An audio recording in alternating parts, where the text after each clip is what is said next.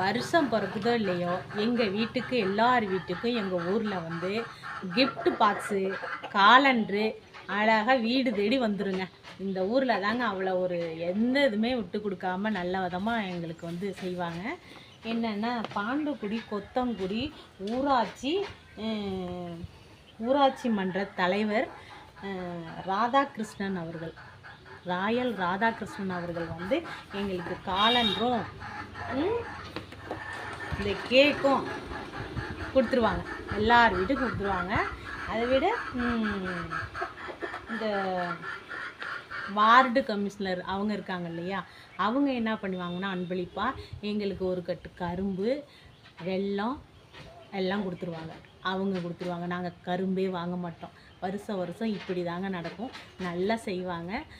சூப்பராக வந்து இந்த கட்சியில் இருக்கிறவங்க வந்து எங்களுக்கு இந்த மாதிரி ஒரு வீடு விட்டு கொடுக்காம எல்லாருக்குமே நல்லது கெட்டது நல்லபடியாக செய்வாங்க. ஏதாவது ஒரு காற்று சுனாமி புயல்லாம் வந்தப்பெல்லாம் பாலெல்லாம் கொண்டாந்து வீடு வீட்டுக்காக உள்ளாரெல்லாம் பூர முடியல. அந்த மாதிரி அடசலில் கூட வந்து இந்த வார்டு கமிஷனர் வந்து எங்களுக்கு பாலெல்லாம் வந்து ஒவ்வொரு லிட்டரு கொடுத்தார்.